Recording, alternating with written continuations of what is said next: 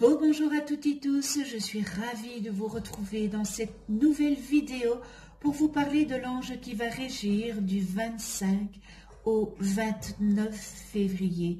Pour toutes celles et ceux qui sont nés entre le 25 et le 29 février, eh bien l'ange Habuya est votre ange physique, c'est-à-dire votre ange gardien. L'ange Habuya porte la vibration numéro 68 dans le calendrier angélique des 72 anges et il est le 4e ange de la famille du royaume des anges. Je vous souhaite à toutes et tous un heureux anniversaire. Ce bel ange Habuya est dans la séphira numéro 9, Yesod, et c'est l'archange Gabriel qui y régit. Et le nom de cet ange, eh bien, la signification du nom de l'ange, c'est Dieu guérisseur. La séphira Yesod, centre producteur d'images, cette séphira projette la conscience supérieure, représentée par la séphira Tiferet, vers le bas, donnant lieu à l'acte physique. Ce faisant, elle recueille la synthèse des commandes des autres séphirotes pour la transmettre à la matérialité. À l'inverse, elle canalise vers le haut l'information provenant de la séphira Malkout, c'est-à-dire l'ensemble des connaissances acquises par nos actions dans le plan physique, la transmettant ainsi à la conscience supérieure. Dans le plan physique, eh bien, cette séphira se manifeste symboliquement par la lune, qui représente entre autres la réceptivité, la polarité féminine, l'imagination et la fécondité. Sa qualité de neutralité lui permet de transmettre, de densifier, de cristalliser les élans reçus sans les altérer. Le royaume des anges, ce cœur est le plus proche des humains qui guide sur le sentier de la réalisation. Il leur facilite l'accès aux valeurs spirituelles auxquelles il donne forme dans le monde concret et élève les requêtes humaines vers les sphères supérieures. Les anges, eh bien, encouragent à prendre du recul par rapport aux perceptions sensorielles immédiates afin d'éviter de se laisser emprisonner tout simplement par l'émotionnel et l'illusion. Changer sa façon de voir, pourquoi pas changer sa façon d'écouter, changer la façon de sentir, de toucher, ouvre l'accès au véritable ressenti. Ces êtres de lumière incitent comme cela à se dégager des préjugés et accorde la capacité d'introspection qui permet à chacun de découvrir sa face cachée. Et la couleur qui leur est associée, eh bien, est le vert, intermédiaire entre les couleurs chaudes associées au corporel et les couleurs froides du spirituel. L'harmonisation de ces deux valeurs, à l'image de l'équilibre entre le corps et l'esprit, favorise la santé. Le vert, qui est la couleur du printemps, est associé à la vie et bien entendu à la renaissance. Alors, ce bel ange Habuya, l'ange de l'indulgence et de la quiétude, il rapproche de la nature, favorise la fécondité comme la fertilité et compense les actions efficaces par l'abondance.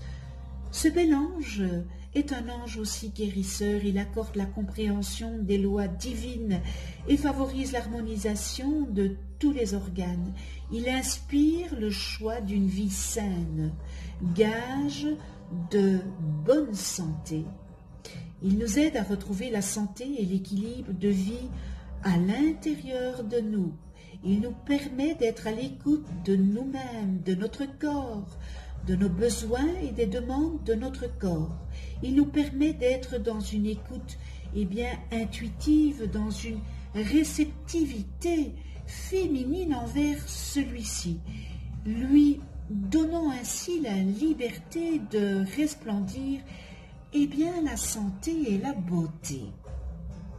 Ce bel ange Abuya nous montre que notre corps est un cadeau que le divin nous a offert, qu'il est le plus fantastique outil d'élévation vers la lumière et que la seule façon de remercier le Créateur est de prendre soin de notre corps. Nous devons prendre soin de notre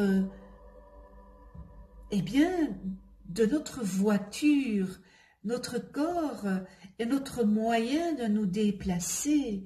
Il nous montre comment le corps, nous possédons un outil de transformation de notre être et comment nous pouvons comprendre l'énergie de notre âme en nous connectant avec lui. Il nous montre comment écouter le divin à travers la réceptivité qui nous habite.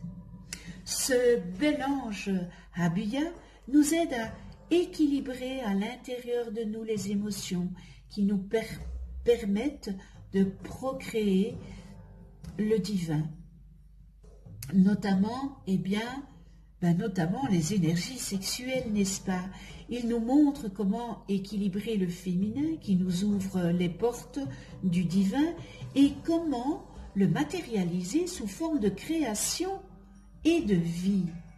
Il nous explique que tout passe par la matière cellulaire et que c'est son élévation vibratoire qui nous permet de parvenir au plus haut sommet de conscience. Il nous enseigne que retourner au quotidien pour retrouver la lumière dans cette matière cellulaire est la seule voie pour découvrir l'amour et le divin, et que c'est par cet amour et cette lumière qui a été intégrée dans notre matière cellulaire que nous pouvons nous réaliser.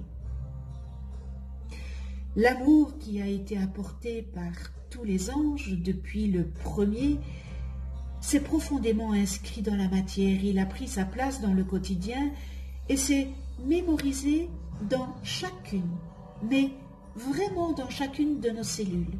C'est ainsi que nous pouvons maintenant le contacter.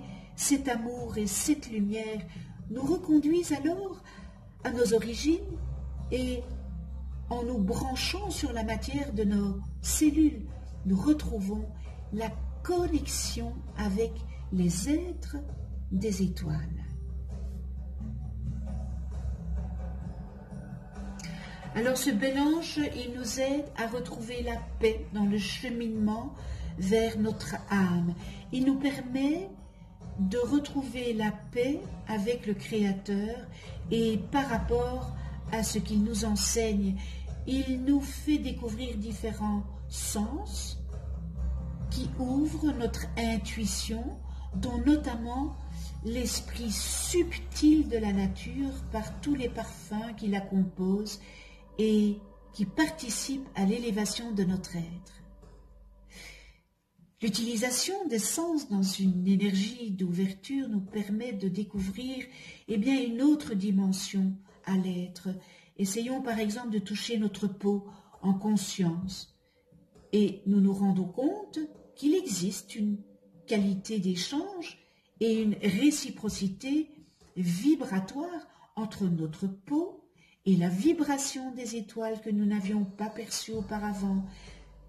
Cet ange nous demande d'être en observation permanente afin de laisser émerger notre vie quotidienne et surtout de nos sensations, les enseignements qui nous sont destinés.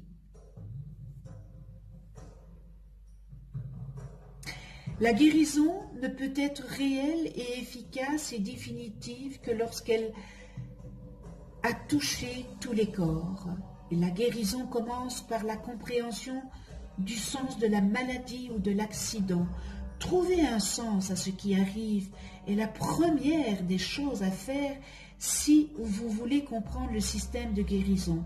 Car tout ce qui vous arrive, accident ou maladie, est là pour vous faire avancer à un moment donné de votre vie terrestre.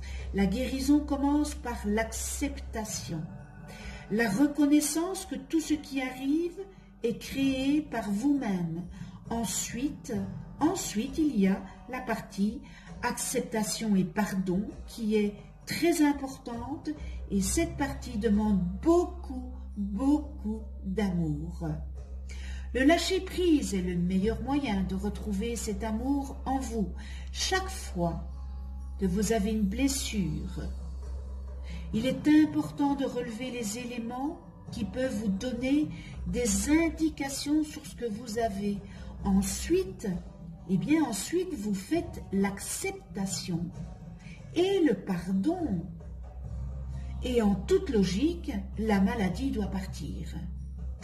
Car lorsque vous ajustez vos différents corps, lorsque vous êtes en accord avec vous-même, alors la santé ne peut que revenir et la circulation bien se faire, et ainsi vous êtes toujours en bonne santé. La santé est dépendante de vos pensées et de vos émotions. Je le dis souvent que votre santé physique dépend de votre santé psychique, votre santé mentale. Et pour être en bonne santé, évitez de vous éparpiller. Mettez tous vos atouts de votre côté. C'est important. En santé, vous vous sentez beaucoup mieux. Et évidemment, en maladie, vous ne vous sentez pas bien du tout. Beaucoup plus près de la lumière et beaucoup plus productif quand vous êtes en pleine santé, en santé, et vous êtes évidemment actif. Essayez de mettre de la lumière dans tout ce que vous faites et vous aurez toujours cette guérison et cette belle santé. Lorsque vous vous soignez, lorsque vous voulez soigner les autres, aidez-les à prendre eux-mêmes conscience de ce qu'ils sont, afin de leur donner la guérison par la compréhension du sens de la maladie et du travail particulier qu'ils auront à faire, de l'acceptation et du pardon.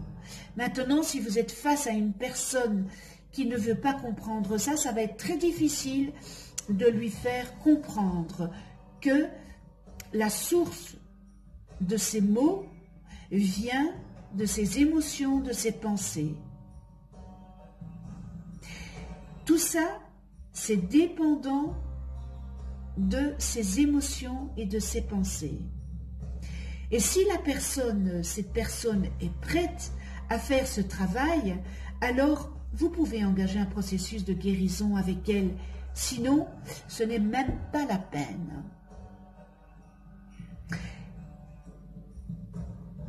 Prière à ce bel ange Abuya. Abuya, fais que ma foi soit fertile, fais que ta lumière, accumulée dans mon intérieur, soit si intense qu'avec elle, je puisse rétablir la santé, c'est-à-dire la santé physique et morale, chez les malades. Fais que les tentations que l'existence me présente servent à raffermir ma foi et m'aident à acquérir une plus haute conscience des événements. Bel ange Abuya, donne-moi la force d'oser, donne-moi le courage de faire face au danger. Donne-moi ta lumière pour vaincre mon obscurité, ma peur. Conduis-moi avec mes mains fortes au domaine de la vérité et de la spiritualité. Fais de moi un citoyen de ton monde où déjà le doute n'existe plus, où la réussite est évidente. Permets-moi, bel ange Abuya, que je sois pour les autres et pour moi-même une fontaine de santé, de joie, d'amour et d'abondance. Merci avec toute ma gratitude. Nous en venons aux qualités et aux distorsions et nous retrouvons dans les qualités. Guérison touche l'ensemble des professions du domaine de la médecine et de la thérapie, y compris les soins et les traitements de guérison énergétique, métaphysique et spirituelle. Capacité de restructurer et de réglementer les désirs. Aide à s'ajuster aux normes divines. Rééquilibre les déphasages et les décalages. Aptitude à se réharmoniser lorsqu'on n'est plus dans la synchronicité. Aime la nature, la vie à la campagne et les espaces libres. Agriculture, récolte, expertise agricole. Et on termine dans les qualités. Nature fertile, pouvoir créateur. Et dans les distorsions humaines, on retrouve difficulté à comprendre la maladie et la guérison due à un manque de connaissance, de sagesse et à l'incompréhension des causes métaphysiques originelles. Faux guérisseurs, charlatans, personnes perdues dans une multitude de besoins et désirs. Décalage, déphasage, manque de synchronicité, difficulté à être au bon endroit, au bon moment.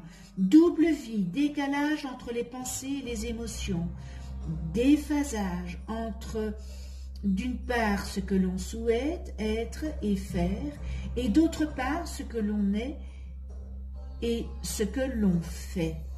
Pour les femmes, tendance dominatrice, et pour les hommes, tendance à se laisser dominer par les femmes. Réticence à abandonner les vieux privilèges. Attitude anti-vie. Terre infertile, famine, misère, pollution, invasion d'insectes. Et nous terminons dans les distorsions humaines, maladies contagieuses, épidémies. Connais-toi toi-même et tu connaîtras l'univers. Si vous ne connaissez pas le nom de vos anges d'incarnation, nous en avons 3, je vous le répète. Inscrivez en dessous de cette vidéo votre date et heure de naissance en commentaire et je vous les calculerai gracieusement. Vous allez voir apparaître une vidéo où j'explique qu'est-ce qu'un ange, comment travailler avec les anges et une autre vidéo sur les lois divines. Je vous remercie de votre écoute, merci à tous les abonnés, merci à ceux qui ne sont pas abonnés. C'est peut-être l'occasion de vous abonner, de cliquer sur la petite clochette pour être averti des prochaines vidéos que je mets en ligne. Si vous avez aimé cette vidéo, un petit pouce bleu, cela permet à ma chaîne de se faire connaître. Je vous en remercie avec toute ma gratitude et on se retrouve pour une prochaine vidéo avec l'ange Rochelle, porteur de la vibration numéro 69 dans le calendrier angélique des 72 anges et qui régira du 1er au 5 mars. Et bien d'ici là, prenez soin de vous dans la douceur et de ceux que vous aimez. À tout bientôt.